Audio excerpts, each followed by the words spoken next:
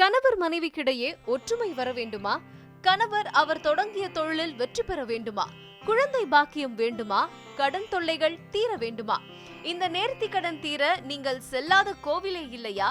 உங்களுக்கான தீர்வுதான் இந்த வீடியோவில் சொல்ல போகிறோம். எந்த பூஜை செய்தால் என்ன பலன் கிடைக்கும் என்பதை இங்கே பார்க்கலாம். மஞ்சளில் பிள்ளையார் பிடித்து வைத்து விநாயகர் சதுர்த்தி அன்று வழிபட்டால் நமக்கு ஏற்பட்டிருக்கும் கிரக தோஷங்கள் நீங்கி மனதுக்கு இன்பமும் வாழ்க்கையில் சுகமும் கிடைக்கும்.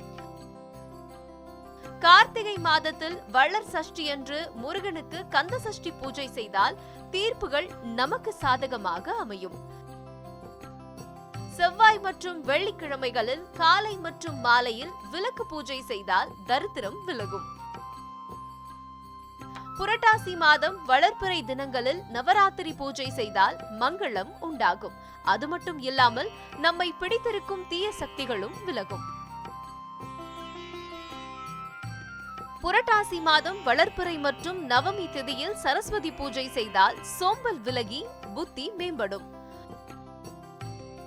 ஆவணி மாதம் எல்லா செவ்வாய்க்கிழமைகளிலும் மனமாகாத பெண்கள் மங்கள கௌரி பூஜை செய்தால் சீக்கிரமே திருமணம் கைகூடும். கணவன் உடல் பலம் தொழில் பலம் பெற வேண்டும் என்றால் ஆவணி மாதம் சுபமுகூர்த்த தினங்களில் ஸ்வர்ண கௌரி பூஜை செய்ய வேண்டும். கணவர் நீண்ட ஆயுளுடன் இருப்பதற்கும் தம்பதியினரிடம் ஒற்றுமை ஏற்படுவதற்கும் மாசி மாதத்தில் காமாட்சி அம்மன் பூஜை செய்ய வேண்டும். புரட்டாசி மாதத்தில் பௌர்ணமி அன்று மஞ்சள் நந்தியை வழிபட்டால் பூர்வ ஜென்ம பாவங்கள் நீங்கி நினைத்தது கைகூடும்.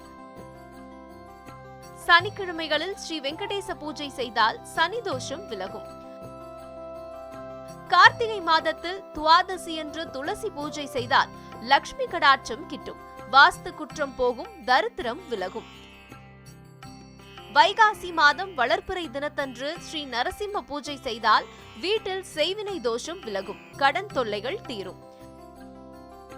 ஆவணி மாதத்தில் பௌர்ணமி தினத்தன்று வரலட்சுமி பூஜை செய்தால் ஆரோக்கியம், மன நிம்மதி, குழந்தை பாக்கியம் கிடைக்கும்.